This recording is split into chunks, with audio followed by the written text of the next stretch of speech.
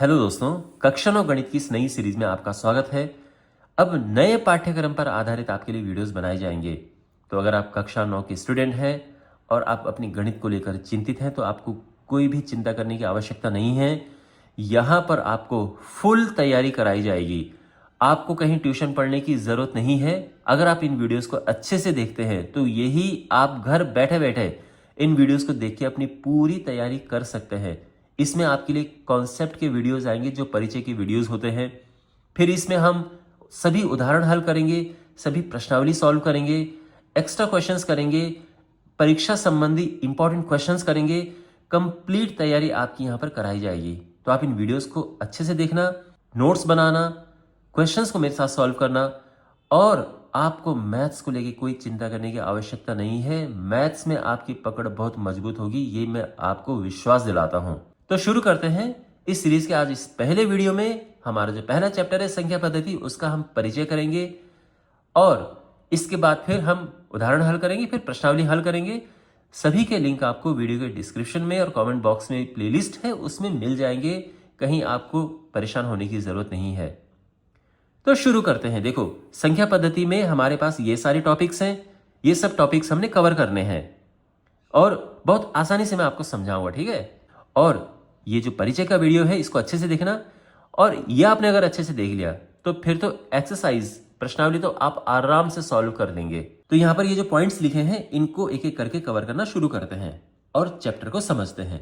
तो यहाँ पर आपके पास है वास्तविक संख्याएं। सबसे पहले आपको ये समझना है कि वास्तविक संख्याएं क्या होती हैं। देखिए, वास्तविक संख्याएं क्या हैं, इसके लिए आप ये समझो कि ये है एक वास्तविक संख्या रेखा। आपने सुना होगा, पिछली क्लासेस में भी आपने देखा होगा, इस तरह से एक संख्या रेखा आती है। यहाँ पर ये 0 है, फिर ये 1 है, ये 2, 3, 4 होता है ना। इस तरफ तो संख्याएं धन में आगे बढ़ती हैं और इस तरफ ऋण में आगे बढ़ती हैं। -1, -2, -3, -4। इसका नाम है, ये जो संख्या रेखा, इसको हम वास्तविक संख्या रेखा कहते हैं। कभी कभार इसको हम सीधा संख्या रेखा भी बोल देते हैं, वैसे वास्तविक संख्या रेखा है। अब जो संख्याएं इस संख्या रेखा पर आती हैं, जो संख्याएं इस संख्या रेखा पर आती हैं, आप सोच सकते हैं कि आएंगी, वो सभी वास्तविक संख्याएं हैं। सीधी बात यह है, अगर कोई आपसे कोई पूछे डेफिनेशन कि भाई वास्तविक संख्याएं किसे कहते हैं, तो आप सिंपल कहोगे कि जो संख्याएं संख्या रेखा पर आती हैं सभी वास्तविक संख्याएं हैं। सीधी बात यह है। अब यहाँ पर क्या क्या संख्याएं हैं आपको दिख रही हैं। 0 है, 1 है, 2 है, 3 है, 4 है, ये सभी वास्तविक संख्याएं हैं। तो अगर मैं कहूं कि क्या 400 वास्तविक संख्याएं है, बिल्कुल है। इसी प्रकार से माइनस में जो है -2, -3, ये सभी वास्तविक संख्याएं हैं। माइनस का 600 वास्तविक संख्या है, बिल्कुल है। और ये संख्याएं जो आपको दिख रही हैं इनको हम कहते हैं पूर्णांक। तो ये पूर्णांक है, ठीक है। -4, -3, -2, ये सभी पूर्णांक है। तो जितने भी पूर्णांक हैं ये सभी वास्तविक संख्याएं होती हैं। अब आप सोचिए कि 1 और 2, 1 और 2 के बीच में अगर आपको यहां पर कोई संख्या निरूपित करनी है, कोई संख्या कहनी है, क्या होगा? इसके बीच में कौन सी संख्या आएगी 1 और 2 के बीच में? तो सीधी बात है कि 1.5 आएगा। या हम अगर इसको भिन्न में कहेंगे तो 3/2 आएगा। यही तो होता है। जैसे ये है, मान लो कि 4 है, 4 से थोड़ा सा आगे अगर हम देखें तो यहाँ पे क्या आएगा भाई? यहाँ पे हो सकता है 4.1 आए, 4.2 आए, इस तरह से। इसको अगर हमने भिन्न में बदलना है तो आराम से बदल सकते हैं। वैसे ये मैं आपको बाद में भी बताऊंगा, ठीक है, भिन्न में कैसे बदले, लेकिन ये ऐसा है। तो यहां से हम कह सकते हैं कि जो संख्या दशमलव में है, दशमलव में वो सभी के सभी क्या है? वास्तविक संख्या है। जो भिन्न में जो संख्या है वो भी वास्तविक संख्याएं हैं, है ना। तो कोई संख्या दशमलव में है, जैसे मान लो कोई आपसे पूछे कि क्या 7.1 वास्तविक संख्या है, बिल्कुल है। क्या 5/3 वास्तविक संख्या है, बिल्कुल है। ओके, इसी तरह से अगर माइनस में है, माइनस में 1.5 है, ये भी वास्तविक संख्या है, क्योंकि सारी यहीं पे हम निरूपित कर सकते हैं। इसके अलावा यहां पर एक और चीज है कि जैसे रूट में 2 है, जैसे क्या ये वास्तविक संख्या है? तो बिल्कुल है, क्योंकि √2 को हम संख्या रेखा पर निरूपित कर सकते हैं। √2 यहां पर लगभग आएगा, है ना। अब आप कहोगे कि ये कैसे आएगा? तो माय फ्रेंड, आपके पास ये आपके सिलेबस में है। अभी जब हम आगे पढ़ेंगे तो हम ये भी करेंगे कि √2 को संख्या रेखा पर निरूपित करो। तो भाई निरूपित तभी तो कर पा रहे हैं जब वो वास्तविक संख्या है। ठीक है, तो रूट में जो ये संख्या होती, जैसे जिनका रूट भले निकले ना, √2 है, √3 है, ये भी वास्तविक संख्याएं हैं। ओके, तो आप ये समझो, जो संख्या आपको दशमलव में दिखे, जो संख्या भिन्न में दिखे, जो संख्या इस तरह से रूट में दिखे, ये सारी की सारी वास्तविक संख्याएं हैं। तो कहने का मतलब ये है कि जितनी संख्याएं अपनी बुक में दिखेंगी, अपनी क्लास में दिखेंगी, वो सभी के सभी वास्तविक संख्या हैं, सभी संख्याएं। ओके, फिर आप ये प्रश्न पूछ सकते हैं कि सर ऐसा भी संभव है कि कोई संख्या वास्तविक न हो? बिल्कुल है संभव। अब मैं आपको एग्जांपल देता हूं। जैसे कोई संख्या है, रूट में अगर माइनस आ गया, √-6, ये संख्या वास्तविक संख्या नहीं है। √-6, रूट में अगर कभी माइनस आपको दिख गया तो ये संख्या वास्तविक नहीं है। हम इनको कहते हैं काल्पनिक संख्याएं, काल्पनिक। ओके, इसी वजह से आपको ये संख्याएं कहीं भी देखने को नहीं मिलेंगी। 11th क्लास में है, क्योंकि 11th में आपके पास है ये काल्पनिक संख्याएं ये सब, लेकिन आपकी क्लास में ये काल्पनिक संख्याएं नहीं है। तो जितनी संख्या आपको देखने को मिलेंगी, रूट, ये सब, ये सारी वास्तविक संख्याएं हैं। आपको समझ आ गया? अब यहां पे कोई अगर आपसे प्रश्न पूछे कि चलो एक काम करो, माइनस में रूट में -4 है, इसे इस एक संख्या रेखा में निरूपित करो। आप कहोगे कि ये निरूपित तो हो ही नहीं सकता, क्योंकि ये वास्तविक संख्या है ही नहीं, ये तो काल्पनिक संख्या है। हम इसे वास्तविक संख्या पे निरूपित कैसे करें? नहीं कर सकते हैं। ठीक है, इस बात का ध्यान रखना। तो मुझे उम्मीद है कि आपको समझ आ गया होगा वास्तविक संख्याएं क्या होती हैं। अब ये जो वास्तविक संख्याएं हैं, ये 2 प्रकार की होती हैं। जितनी भी वास्तविक संख्याएं हैं, एक परिमेय और दूसरा अपरिमेय।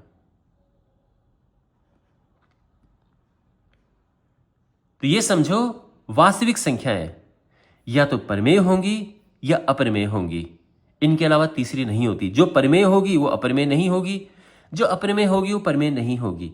पर ऐसा नहीं होगा कि कोई संख्या वास्तविक संख्या है और वो ना परिमेय है ना अपरिमेय, ऐसा नहीं होगा। ठीक है, इस बात का ध्यान रखना।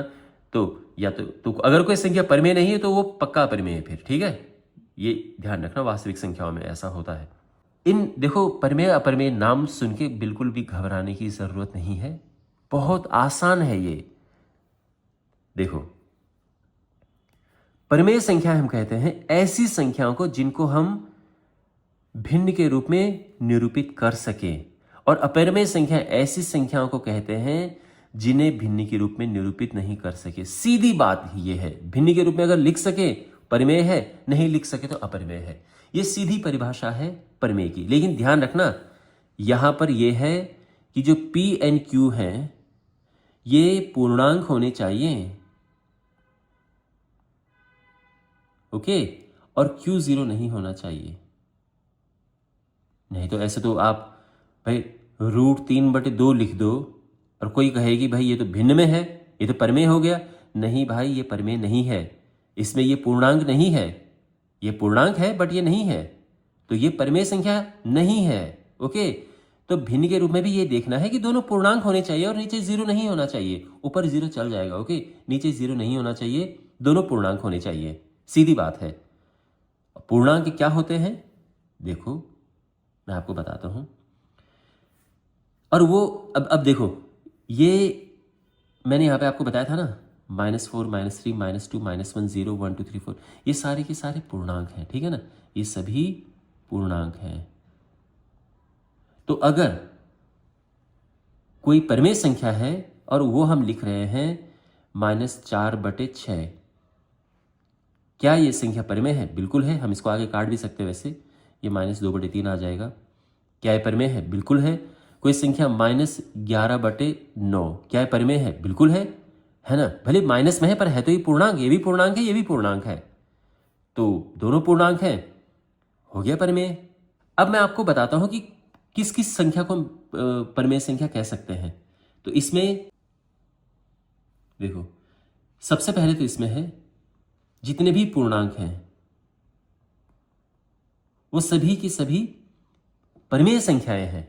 ठीक है, अब आपको इस बात का ध्यान रखना है कि जैसे ही कोई बोले कि ये परिमेय संख्या है तो आपको दिमाग में लेके आने की अच्छा भाई परिमेय है, चलो इसको P अपन Q में लिख के बताओ, है ना। परिमेय है तो इसमें लिख के बता सकते हैं ना।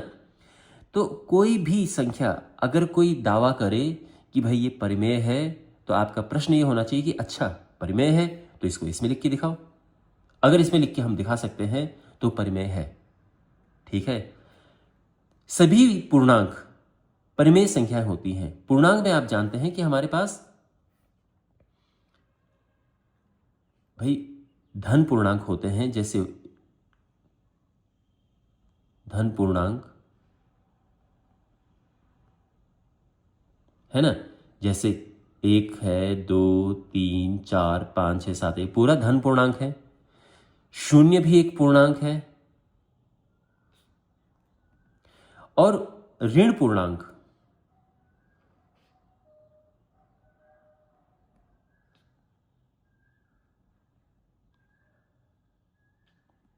-1, -2, -3 ये भी पूर्णांक है, ठीक है। और ये सभी के सभी परिमेय संख्याएं हैं। अब मैंने क्या कहा था आपको कि कोई कहे कि ये परिमेय संख्या है तो आपके मन में क्या आना चाहिए कि अच्छा बे परिमेय है तो इसको P अपन Q में लिख के बताओ। तो ठीक है, लिख के बताते हैं। इन संख्याओं को लेते हैं। तो कोई संख्या लो यहाँ से, ठीक है। जैसे हमने लिया 4 लिया, हम ये दावा कर रहे हैं कि 4 परिमेय संख्या है, तो चलो भिन्न में लिख के दिखाओ। लिख के दिखा सकते हैं। 4/1 लिख दिया है भाई। 4 किसी भी संख्या को के नीचे अगर हम 1 लगाते हैं तो उस संख्या का मान में कोई चेंज नहीं आता है, ठीक है। तो 4 अभी भी है, 4 इसको ये अभी भी है। लेकिन अब हमने इसको लिख दिया है भिन्न के रूप में, P अपन Q के रूप में लिख दिया है। और ये भी पूर्णांक है, ये भी पूर्णांक है। तो 4 क्या है? एक परिमेय संख्या है, समझे ना। तो परिमेय संख्या अगर पता करनी हो तो ये देखो कि भिन्न में बदल सकता है कि नहीं। अब 0 एक परिमेय संख्या है। 0 एक परिमेय संख्या है। तो अगर कोई इसको दावा कर रहा है कि है तो फिर क्या करेंगे? क्या इसको हम भिन्न के रूप में लिख सकते हैं? हाँ जी, बिल्कुल लिख सकते हैं। 0 को हम 0/1 लिख सकते हैं, क्योंकि 0/1 तो ये भी 0 है। लेकिन देखो, ये पूर्णांक है, ये भी पूर्णांक है ना। हमने इसको भिन्न के रूप में लिखा P अपन Q के रूप में, और ये भी पूर्णांक है, ये भी पूर्णांक है। ध्यान रखना, ऊपर 0 हो सकता है, नीचे नहीं होना चाहिए 0। ऊपर 0 चल जाएगा। तो ये 0 एक परिमेय संख्या है। तो कोई आपसे पूछे कि 0 परिमेय संख्या क्यों है, तो आप ये कहेंगे कि 0 को हम लिख सकते हैं 0/1, यानी हमने इसको P अपन Q के रूप में लिख दिया है। ओके, जहां पर P और Q, यानी हम ये भी कह सकते हैं कि 0 और 1 पूर्णांक है ना। या फिर हम सीधा ये कहें कि P अपन Q के रूप में लिख दिया, जहां पे P और Q पूर्णांक है और नीचे 0 नहीं है। तो क्योंकि ये इस कंडीशन को, ये कंडीशन ये पूर्ण कर रहा है ना, ये शर्त पूरी कर रहा है, तो यानी 0 एक परिमेय संख्या है। आपके पास ये एक्सरसाइज में भी प्रश्न है, ठीक है, कि क्या 0 परिमेय संख्या है, तो आप ऐसे ही लिखेंगे। ओके, बाकी एक्सरसाइज में तो हम इसको करेंगे ही सॉल्व, बट ये आपको अभी भी पता चल चुका है। और इसके अलावा ऋण पूर्णांक ये भी है। अगर मान लो कि माइनस में -6 है, क्या यह एक परिमेय संख्या है? बिल्कुल है, क्योंकि -6 को -6/1 लिख सकते हैं। ये भी पूर्णांक, ये भी पूर्णांक। तो जितने भी पूर्णांक हैं उनको हम, वो परिमेय संख्याएं हैं, ठीक है। अच्छा, अब हम आगे बढ़ते हैं।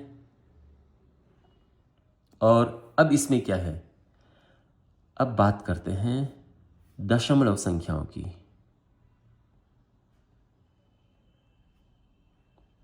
दशमलव संख्याओं की बात करते हैं। यहां पर चीजें थोड़ा सा आपको समझनी है। देखो, दशमलव जो हैं वो किस किस प्रकार के होते हैं? दशमलव एक तो है शांत दशमलव और एक होता है अशांत। शांत मत समझना, ये शांत है ये। तो शांत दशमलव ऐसे दशमलव होते हैं जो एक पॉइंट के बाद रुक जाते हैं, जैसे 1.5 रुक गया ना यहीं पे, तो ये शांत दशमलव है। जैसे 1.762 ये भी रुक गया, ये भी शांत है। 0.1011011101, बट अगर रुक गया, डॉट नहीं लगाया, तो ये शांत है। लेकिन अगर मैं ये लिखूं 0.333 dot dot dot dot dot, तो ये अशांत हो गया, है ना। अब आप पूछोगे कि सर ये डॉट क्या है, ये क्या चीज़ आ गई है। भाई मान लो कि जैसे 10 है, 10 को आपने 3 से भाग दिया, ठीक है, तो 3 तिया 9, एक आया, फिर पॉइंट लगेगा ना, 0 बढ़ेगा, फिर 3 तिया 9, फिर एक आया, फिर 0 बढ़ा, 3 तिया 9, एक आया, 0 बढ़ा। समझ गए ना आप, ये चलता जा रहा है। तो यही है, इस तरह के दशमलव आपने देखे होंगे, इनको हम शांत दशमलव कहते हैं। ओके, तो यहाँ पे ये है जैसे 0.414141, कभी एक अंक रिपीट होने को मिलेगा, कभी 2 अंक रिपीट होंगे, कभी कुछ अंक ऐसे होंगे जो रिपीट नहीं होंगे, और कुछ अंक उनमें से ऐसे होंगे 767676। तो यहाँ पे ये इतना हिस्सा रिपीट नहीं हुआ, पर ये रिपीट हुआ, तो ये अशांत दशमलव हैं। इसके अलावा और भी हैं, वो मैं अभी थोड़ी देर में आपको बताऊंगा। अब प्रश्न वापस आता है कि इनमें से कौन सी परिमेय संख्याएं हैं, कौन सी अपरिमेय संख्याएं हैं। तो शांत दशमलव जितने होंगे सभी के सभी परिमेय संख्याएं हैं, सभी के सभी परिमेय संख्याएं हैं। तो फिर वही प्रश्न है कि भाई परिमेय है तो क्यों है, क्या हम इसको, परिमेय में क्या था कि भिन्न के रूप में, P/Q के रूप में बदल सकते हैं। तो अगर ऐसा है तो ये बदल के दिखाओ, तो ठीक है।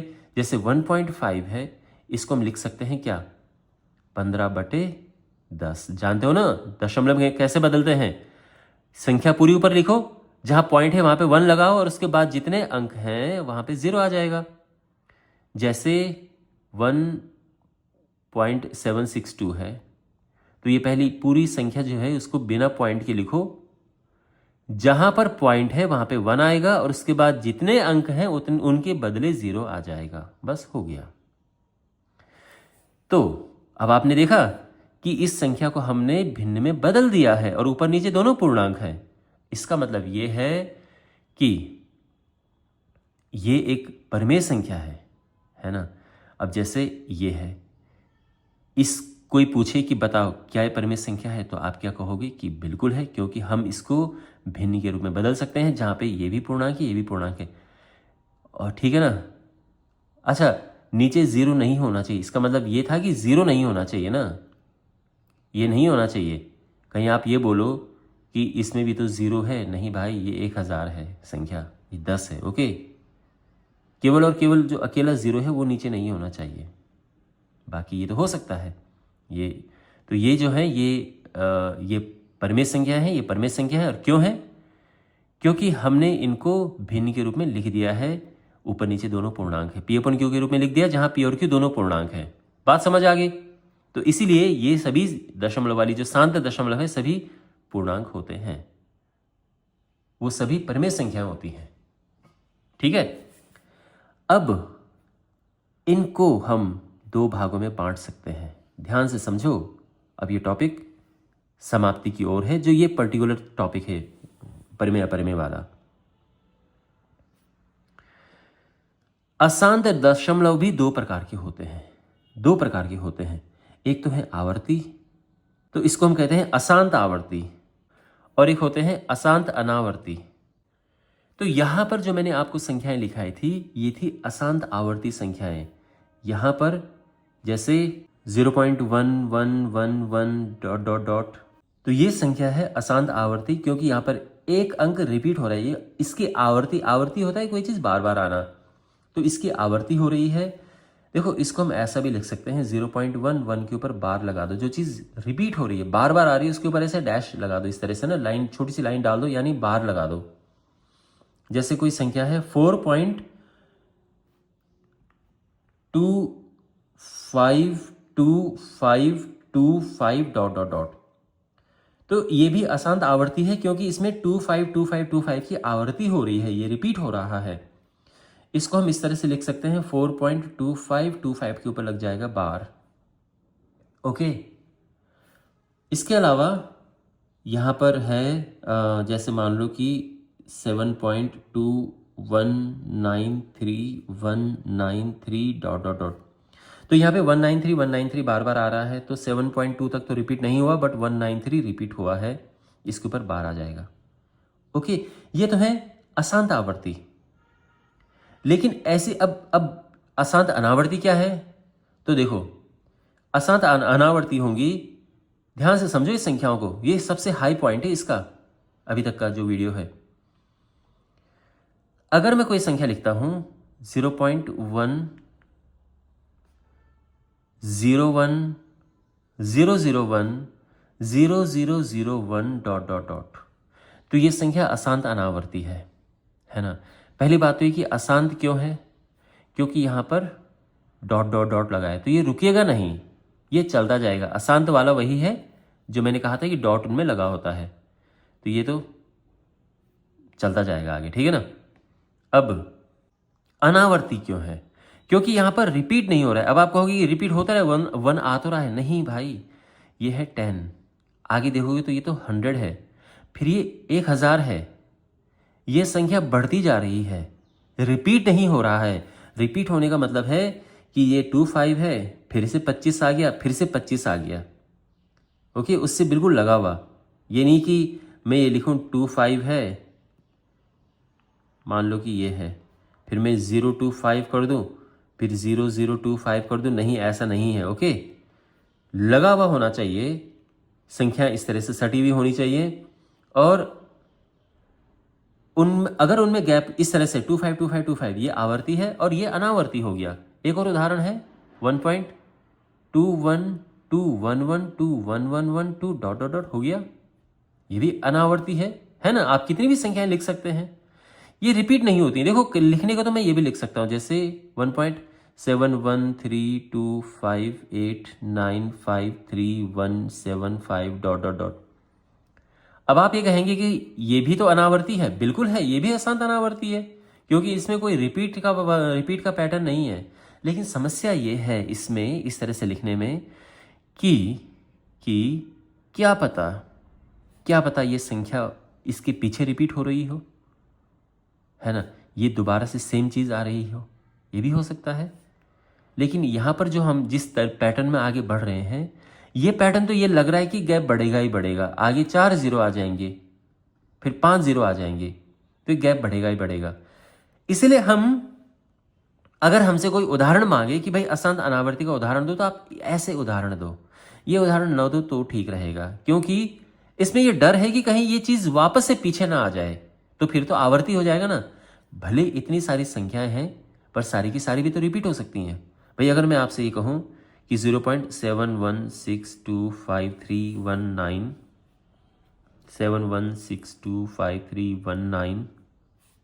7162531 क्या ये संख्या अनावर्ती है कि आवर्ती है?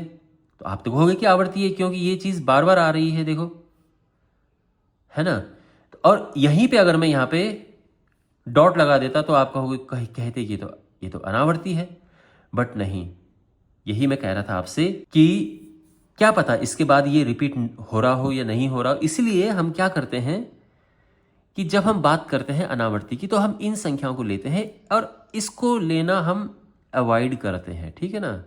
लेने के लिए तो हम समझाने के लिए ये भी लिख सकते हैं, लेकिन ये बेस्ट है। आप बस ये लेके चलो कि अशांत अनावर्ती का उदाहरण देना हो, ये दे दो। बहुत सारे तरीके लिखने के, 0.50500500500, बस इस तरह से। क्लियर है? अब यहां पर देखो, यहां पर कौन सी अपरिमेय है, कौन सी परिमेय है, क्या है यहां पर? तो ये जो संख्या है यहां पर, ये तो है परिमेय, और ये वाली संख्या यहां पर अपरिमेय है। ये बात ध्यान रखना, ओके। इनमें ये परिमेय होगी और ये अपरिमेय होगी।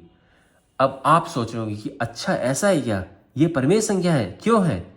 इसीलिए है क्योंकि इनको हम भिन्न में बदल सकते हैं। ये संख्या P/Q के रूप में बदली जा सकती है ना भाई। ये संख्या होती है 1/9। अभी आप 1/9 करके देखो, आपको यही मिलेगा। इसी प्रकार से इसे भी हम भिन्न में बदल सकते हैं, इसे भी भिन्न में बदल सकते हैं। आगे हम पूरा डिटेल में पढ़ेंगे कि भिन्न में कैसे बदलें इन्हें, वो आप सब समझ जाएंगे। पर अभी के लिए आप ये समझो कि इन्हें हम भिन्न में बदल सकते हैं, ठीक है। तो ये संख्या, तो जहां भी आपको आवर्ती दिखे, बार ये डैश लगा हो ऊपर, बार लगा हो ये दिखे, ऐसा रिपीट, इनको हम भिन्न में बदल सकते हैं। अब इनकी बात करते हैं। ये अप्रमेय क्यों है? ये अप्रमेय इसलिए क्योंकि इनको हम भिन्न में बदल ही नहीं सकते हैं, नहीं बदल सकते हैं। अगर आपके पास कोई प्रश्न ये आ गया कि 0.10100100001 डॉट डॉट डॉट, इसे भिन्न में बदलो, आप कहोगे कि इसको भिन्न में बदल ही नहीं सकते हैं क्योंकि ये अप्रमेय संख्या है। ओके, इस संख्या को भिन्न में नहीं बदल सकते हैं क्योंकि अप्रमेय संख्या है। अब बात समझ आ गई? और हाँ, ध्यान रखना, मैं डॉट डॉट डॉट बार बार जोर लगा के बोल रहा हूं क्योंकि कई बार क्या होता है, एग्जाम में कंफ्यूज करने के लिए ऐसा क्वेश्चन आ जाता है कि बताओ ये संख्या परमेय है कि अप्रमेय है, और बच्चे तपाक से आंसर दे देते हैं कि ओह ये तो भाई हमने पढ़ा है, ये संख्या अप्रमेय है। लेकिन नहीं, ये अप्रमेय नहीं है, ये परमेय संख्या है क्योंकि यहां डॉट नहीं लगा है। और अगर डॉट नहीं लगा है तो ये संख्या तो ये शांत वाली बन गई ना, जो मैंने यहां पे भी एक उदाहरण दिया था, अगर आपको ध्यान हो तो ये संख्या, ये तो रुक गया, इसको तो हम भिन्न में बदल सकते हैं भाई। ये इस तरह से लिखो और नीचे पॉइंट की जगह पे 1 आएगा और बाकी सब की जगह पे 0 आ जाएंगे। ऐसा कुछ, कितने 0 आएंगे, तो इस तरह से, मतलब कहने का ये मतलब है 2 5 10। ओके, ये इसको हम ऐसा लिख सकते हैं। तो ये तो परमेय है, लेकिन इसे नहीं लिख सकते हैं। तो ध्यान रखना, इसके पीछे डॉट लगना जरूरी है अप्रमेय बनाने के लिए, और ये अप्रमेय संख्या है। ओके, तो अभी तक मुझे उम्मीद है कि आप पूरा समझ चुके होंगे कि कौन सी संख्या परमेय है, कौन सी अप्रमेय है। और मुझे उम्मीद है कि कोई भी दशमलव संख्या आपके सामने आएगी तो आप आराम से उसे देख के बता देंगे कि ये परमेय है या अप्रमेय है। और अब इसमें एक टाइप और बचता है, और वो है वर्गमूल वाला, जो संख्या वर्गमूल में होती है। बहुत सिंपल है, देखो, जिन संख्याओं का रूट पूरा पूरा आ जाता है, जैसे मान लो √4 है, √9 है, आप जानते हैं कि इनका पूरा पूरा आ जाता है। √4 2 है, √9 3 है, तो सीधी बात है कि ये परमेय संख्याएं हैं जिनका रूट पूरा पूरा आ जाएगा। लेकिन जिनका रूट नहीं आता है, जैसे √2 है, इसका रूट पूरा नहीं आता, ये 1.41414 समथिंग समथिंग ऐसा कुछ आता है। ओके, ये रिपीट नहीं हो रहा है, ठीक है। आप इसके आगे संख्याएं देखोगे तो कभी रिपीट नहीं होगा। तो ये क्या है, ये एक अप्रमेय संख्या है, जिनका रूट पूरा नहीं आता है वो अप्रमेय संख्या है, ठीक है ना। ये भी अप्रमेय संख्या है। रूट में 0.16 है, जैसे, क्या ये परमेय है कि अप्रमेय है, तो ये चेक करना पड़ता है। पहली बात तो इसको ऐसा लिखो, फिर आप देखोगे कि अच्छा ये 4 होता है, ये 10 होता है, इसका वर्गमूल 4, ये 10, बिल्कुल ये परमेय संख्या है। लेकिन यहीं पे अगर ये 1.6 आ गया, क्या ये परमेय है? तो ये परमेय नहीं है, ये अपरमेय संख्या है, क्योंकि भाई इसको लिखो 16/10 हो जाएगा।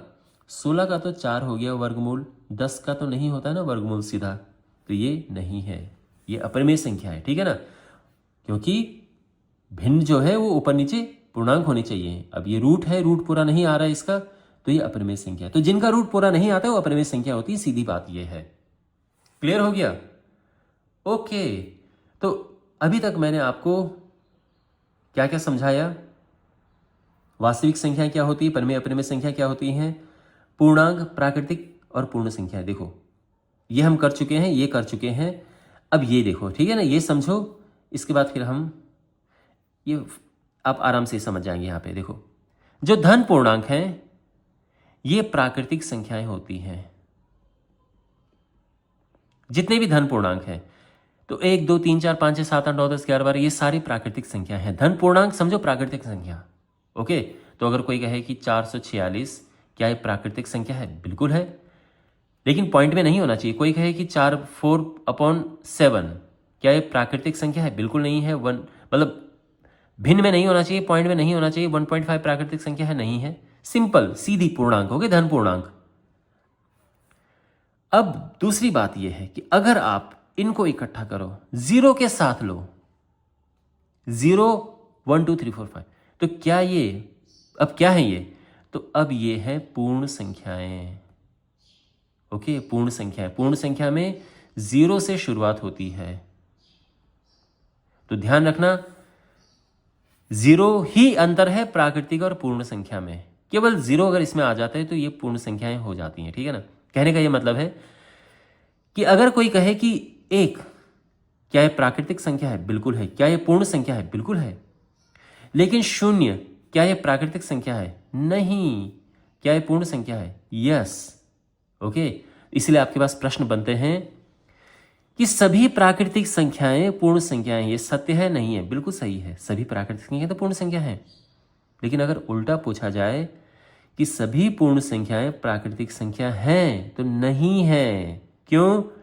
क्योंकि 0 पूर्ण संख्या है पर प्राकृतिक नहीं है, तो सभी नहीं है। ओके, 0 के अलावा बाकी हैं, पर सभी पूर्ण संख्याएं प्राकृतिक नहीं है, तो ये प्राकृतिक पूर्ण संख्या था। ठीक है, सिंपल। तो यहां पर ये भी कवर हो चुका है, यहां से और यहां तक ये कवर हो गया है। तो ये तो था इसका पहला पार्ट।